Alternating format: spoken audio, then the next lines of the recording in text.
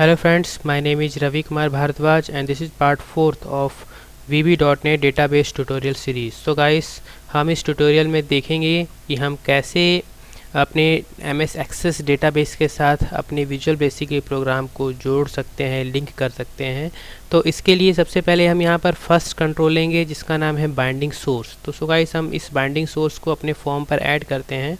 तो यहाँ पर बाइंडिंग सोर्स 1, इस अभी कंट्रोल का नाम है बाइंडिंग सोर्स 1। तो आप जैसे ही इस पर क्लिक करेंगे तो यहाँ पर इसका प्रॉपर्टी दिखाएगा, इसका नाम है बाइंडिंग सोर्स 1। तो यहाँ पर नेम दिखा रहा है बाइंडिंग सोर्स 1। तो अगर आप चाहें तो इस बाइंडिंग सोर्स के नेम को चेंज कर सकते हैं। तो यहाँ पर दिखा रहा है जैसे बाइंडिंग सोर्स 1, तो आप जो चाहें उसे नाम दे सकते हैं। जैसे मैं देना चाहता हूँ इसे केवल बाइंडिंग सोर्स, इस 1 को हटाना चाहता हूँ तो मैं लिखेंगे बाइंडिंग सोर्स। देन आप इसी पे क्लिक करेंगे तो आपको यहाँ दो प्रॉपर्टी और मिलेगा, data source and data member. So guys, हम यहाँ पर सबसे पहले जाएंगे डेटा सोर्स प्रॉपर्टी में। तो इस प्रॉपर्टी की सहायता से ही हम किसी भी डेटाबेस के साथ अपने विजुअल बेसिक के प्रोग्राम को लिंक करते हैं। तो सबसे पहले हम यहाँ विजुअल डेटा सोर्स में जाएंगे। देन यहाँ पर आप देख रहे हैं आप नन लिखा हुआ है, मतलब कोई भी डेटाबेस कनेक्ट नहीं है। तो आप इस पर क्लिक करेंगे तो कम्बो बॉक्स जैसा एक ड्रॉप डाउन लिस्ट निकलेगा। तो यहाँ पर अभी आप देख रहे हैं कि एक लिंक दिया हुआ है add project data source. So guys, हम इस लिंक पे क्लिक करेंगे। तो जैसे ही आप इस लिंक पे क्लिक करेंगे तो आपको यहाँ पर बोलेगा डेटा सोर्स नोटिफिकेशन विजार्ड, एक विंडो खुलेगा जहाँ पर बोल रहा है चूज़ ए data source type. So guys, यहाँ पर हम सेलेक्ट करेंगे कि जो भी हम डेटाबेस से कनेक्टिविटी करना चाहते हैं वो डेटाबेस किस टाइप का है।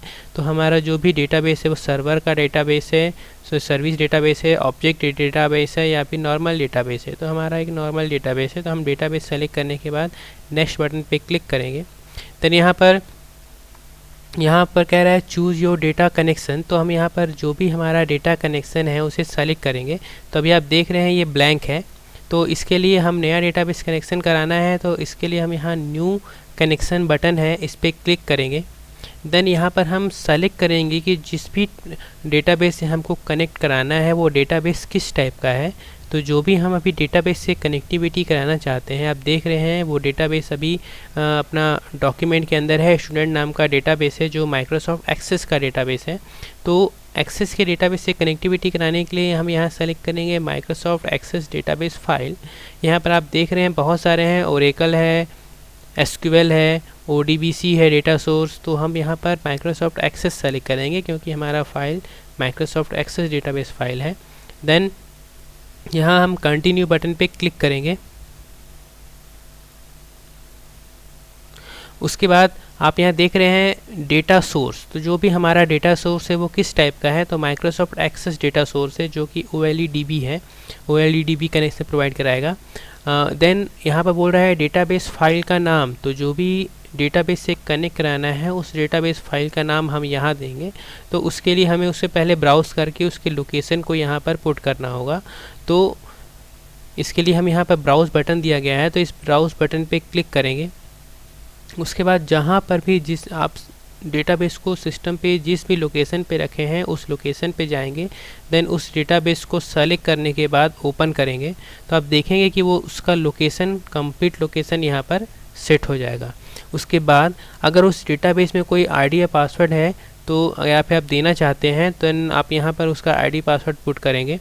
देन यहाँ पर आप टेस्ट कनेक्शन बटन पे क्लिक करेंगे और ये चेक करेंगे कि जो भी कनेक्शन है वो सक्सेसफुली कनेक्ट हुआ कि नहीं। तो आप देख रहे हैं यहाँ पर बोल रहा है टेस्ट कनेक्शन सक्सीडेड, मतलब हम उस डेटाबेस से सक्सेसफुली कनेक्ट हो गए हैं।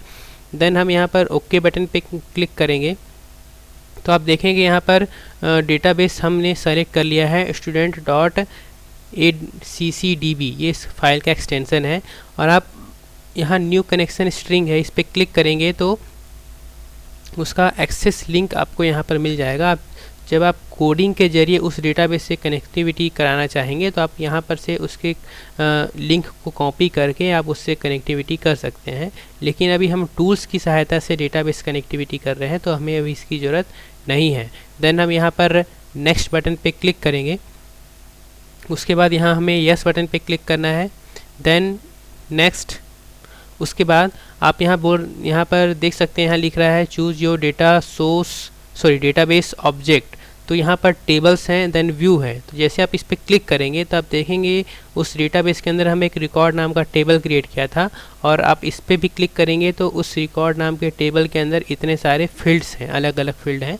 तो आप जिन जिन भी फील्ड से अपने डेटाबेस से कनेक्ट कराना चाहते हैं तो उन फील्ड को हम यहाँ पर सेलेक्ट करेंगे, या फिर अगर आप चाहें कि पूरे फील्ड्स को कनेक्ट कराना है अपने डेटाबेस के साथ तो उसके लिए हम यहाँ पर ये पूरे रिकॉर्ड्स को यहाँ पर सेलेक्ट कर लेंगे। देन यहाँ पर फिनिश बटन पे क्लिक करेंगे।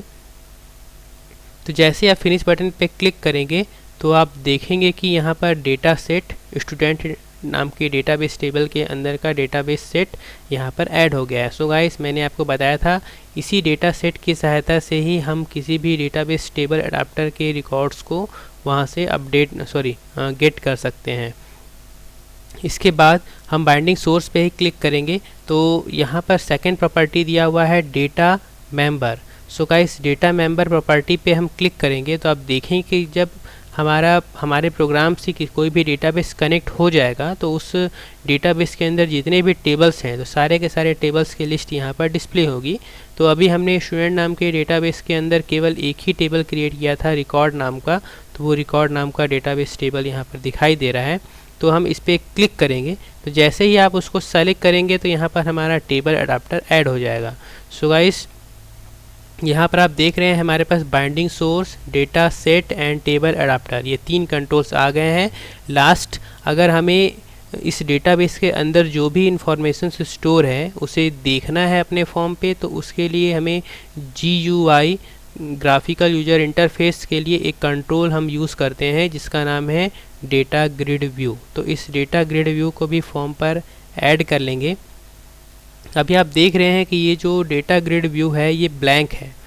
क्योंकि अभी इस डेटा ग्रिड व्यू से अपना जो .NET का प्रोग्राम है वो लिंक नहीं हुआ है। तो इसके लिए सबसे पहले हमें इस डेटा ग्रिड व्यू के साथ अपने जो भी डेटाबेस कनेक्ट किया है इसके साथ इसको लिंक करना होगा। तो उसके लिए हम डेटा ग्रिड व्यू पे क्लिक करेंगे तो डेटा ग्रिड व्यू 1 प्रॉपर्टी दिखा रहा है। तो यहाँ पर हम एक प्रॉपर्टी फाइंड करेंगे जिसका नाम है डाटा सोर्स। सो गाइस, हम इस डेटा सोर्स प्रॉपर्टी पे क्लिक करेंगे। देन हमने जो भी डेटा सोर्स कनेक्ट किया है स्टूडेंट डाटा सोर्स, तो उसको क्लिक करके यहाँ पर सेलेक्ट कर लेंगे। आप यहाँ देख रहे हैं बाइंडिंग सोर्स जो भी डेटाबेस से कनेक्ट किए हैं, तो यहाँ पर बाइंडिंग सोर्स का नाम हमने लिया था बाइंडिंग सोर्स। यहाँ पर आप दिखा रहा है बाइंडिंग सोर्स। तो इस पर जैसे ही आप क्लिक करेंगे तो इस डेटा ग्रिड व्यू के साथ हमारा जो डेटाबेस है वो लिंक हो जाएगा। और आप देख सकते हैं कि उस डेटाबेस के अंदर हमने जितने भी फील्ड क्रिएट किए थे तो सारे के सारे फील्ड यहाँ पर डिस्प्ले हो रहे हैं, लेकिन उसके रिकॉर्ड्स डिस्प्ले नहीं हो रहे हैं। तो उसके रिकॉर्ड्स हमें इसलिए डिस्प्ले नहीं हो रहे हैं क्योंकि हम अभी प्रोग्राम को रन नहीं किए हैं। जैसे हम अपने प्रोग्राम को एग्जीक्यूट करेंगे तो उस डेटाबेस के अंदर जितने भी रिकॉर्ड्स को हमने स्टोर किया था सारा का सारा रिकॉर्ड्स हमें इस पर दिखाई देगा। तो इसके लिए हम यहाँ पर F5 बटन प्रेस करेंगे, या तो ये स्टार्ट डिबगिंग बटन है। जैसे ही इस बटन पे क्लिक करेंगे तो आप देखेंगे कि उस डेटाबेस के अंदर जितने भी हमने 3 रिकॉर्ड्स इंसर्ट किया था तो सारे के सारे 3 रिकॉर्ड्स यहाँ पर डिस्प्ले हो रहे हैं। सो गाइस, ये इस ट्यूटोरियल में हमने देखा कि हम कैसे इन कंट्रोल्स का यूज़ करके हम किसी भी डेटाबेस के साथ अपने प्रोग्राम को जोड़ सकते हैं। सो गाइस, मैं आपको अगले ट्यूटोरियल में और भी कई शॉर्टकट ट्रिक्स बताऊंगा कि हम कैसे और भी बहुत सारे शॉर्टकट की सहायता से अपने डेटाबेस के साथ अपने फॉक्सप्रो के प्रोग्राम को लिंक कर सकते हैं। देन हम इस डेटाबेस में डिफरेंट टास्क को परफॉर्म करेंगे। So guys, hope you enjoy it and please subscribe to my channel and thank you for watching this video. Bye.